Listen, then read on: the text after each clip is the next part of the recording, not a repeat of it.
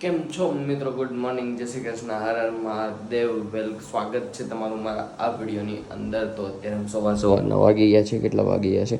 4:50 થઈ છે. હું 4 વાગે ઉઠીને વ્યવસ્થિત ઓબ્વિયસલી હવે તમને લોકોને પણ ખબર પડવા મળી છે શૂટ હોય ત્યારે ઓલમોસ્ટ 4 વાગે જ ઉઠું છું.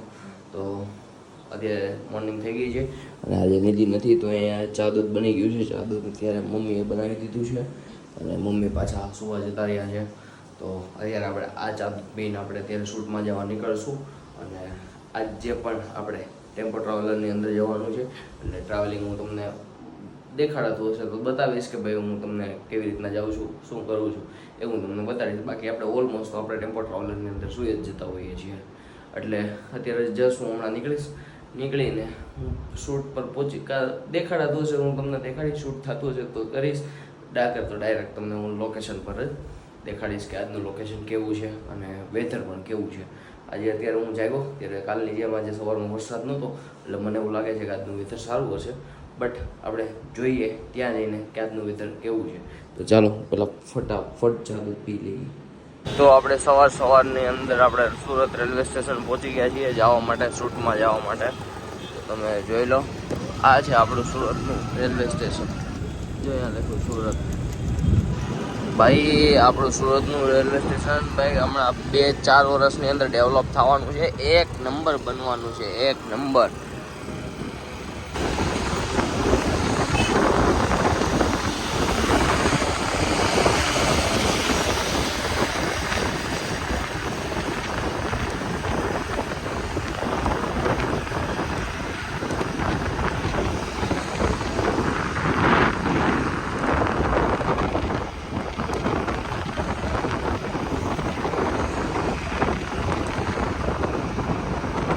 દોસ્તો તો અત્યારે આપણે પાછા ઘરે જઈએ છીએ, કામે ઘરે જઈએ છીએ ને હું તમને ઘરે જઈને બતાડું.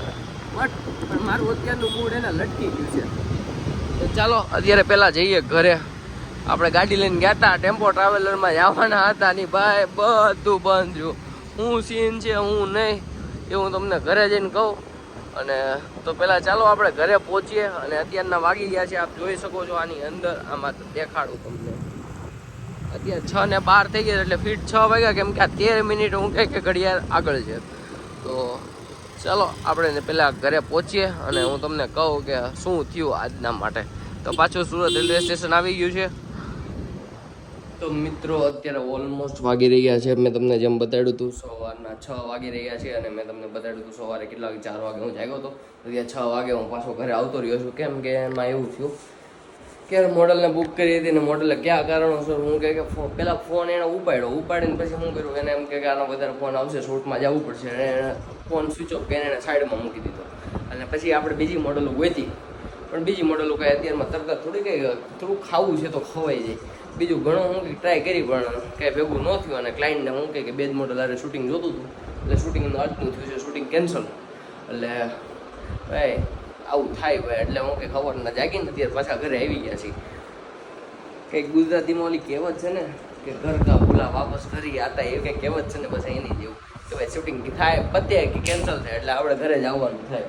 તો અત્યારે આપણે ઘરે આવી ગયા છીએ અને આજ આખો દીનો પ્લાન જેમ હતો એમ ટીવી જોવાનું, ખાવા પીવાનું, જલસા કરવાના એવું છે. તો હજી મમ્મી પપ્પાને લોકો સૂતા છે, ઉઠે પછી આપણે વાત કરીએ. ત્યાં સુધી આપણે થોડીક વાર ઘરઘરાટ નિંદર કરી લઈએ. તો ચાલો પાછા થોડીક વાર સુઈ જઈએ. તો કેમ છો મિત્રો? અત્યારે અમે પાછા આવી ગયા છીએ અને મારી પાછળ મંત્ર બેઠો છે. એ તો તમને ખ્યાલ જ હશે કે મંત્ર બેઠો છે, મતલબ અમે ક્યાંક જવાનો પ્લાન બનાવી લીધો છે. શું કેવું મંત્ર? આવી જાય બધાને જય શ્રી કૃષ્ણ કહી દે.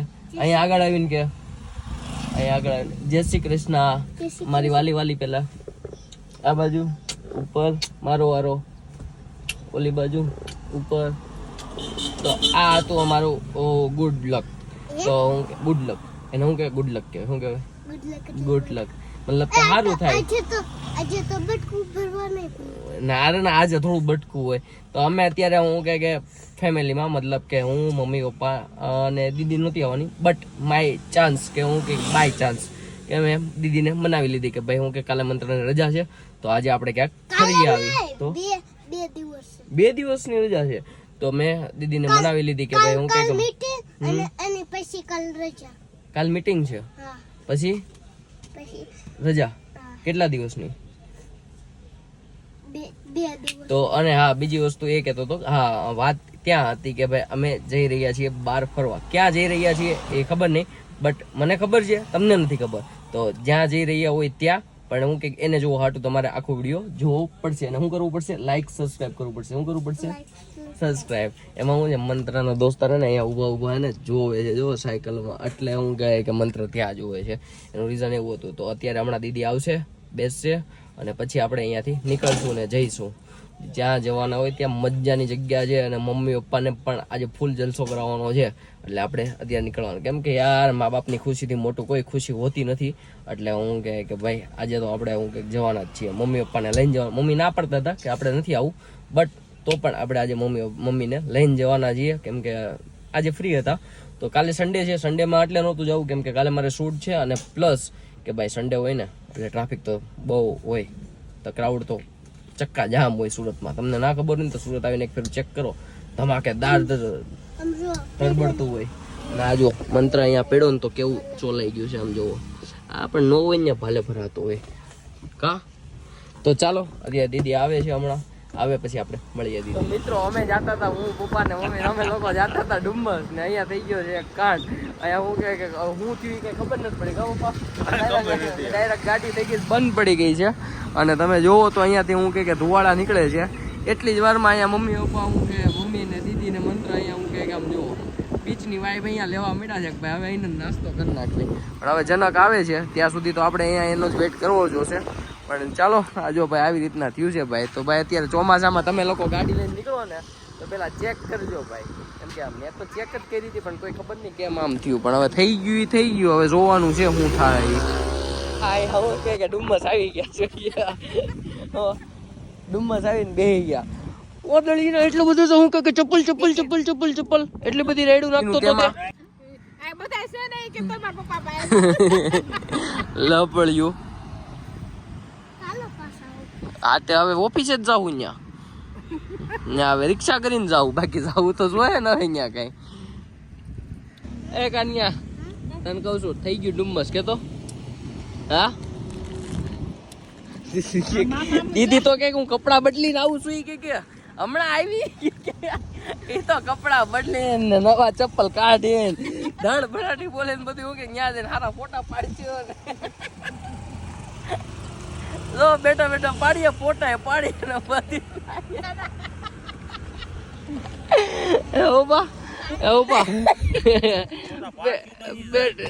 ફોટા પાડજો કા દીદી.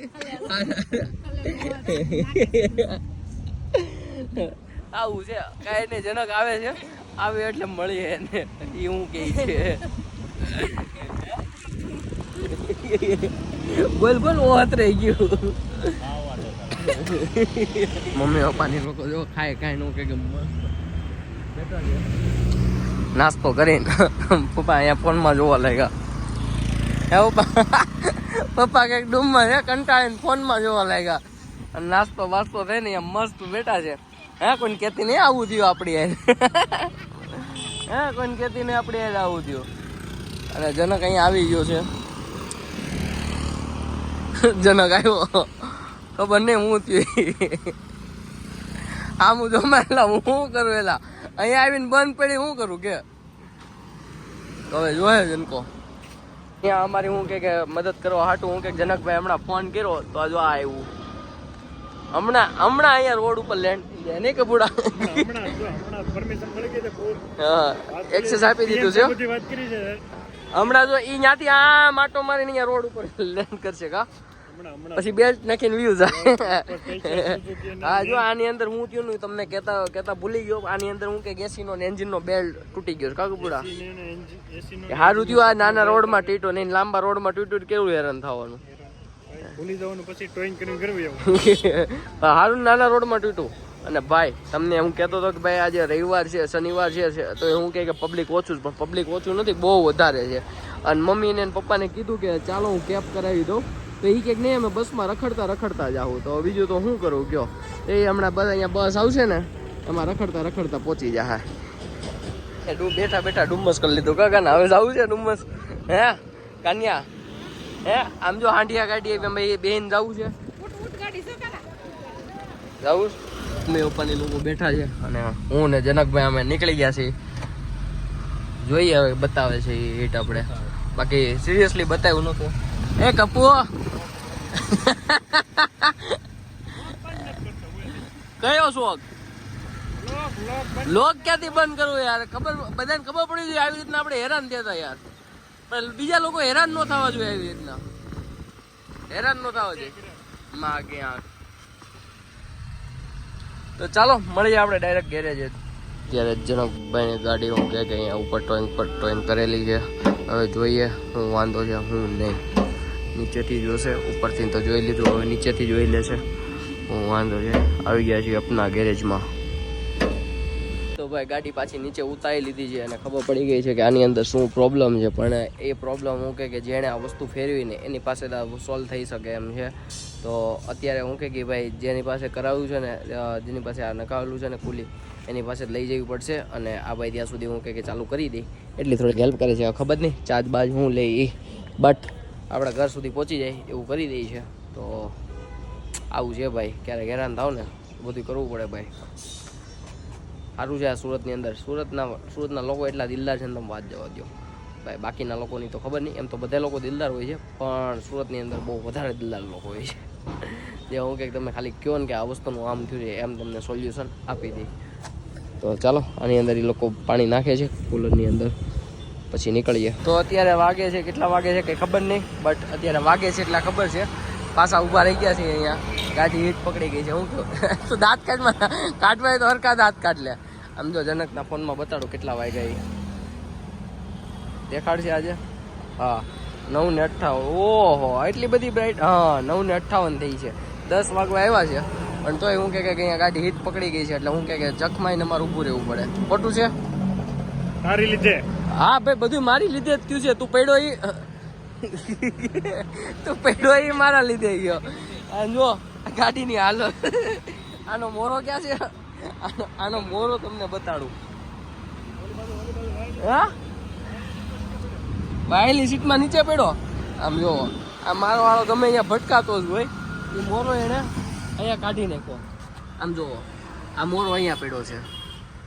રેડી આ મારા એને મને લેવા આવ્યો હતો, મને બિચારો ભટકાણો હે ને હા.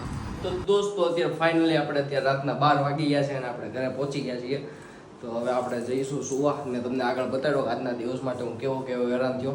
સવારથી લઈને સાંજ સુધી આજનો હેરાન થવાનો ટાઈમ લખ્યો હતો, હજી રાતે બાકી હતો. તો જો આજે કોઈક અડાડતો ગયો પાછો.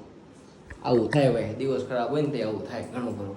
તો ચાલો મળીએ કાલના વિડીયોમાં નવા દિવસને સાથે. Tata bye bye, C you, good night, જય શ્રી કૃષ્ણ, હર હર મહાદેવ.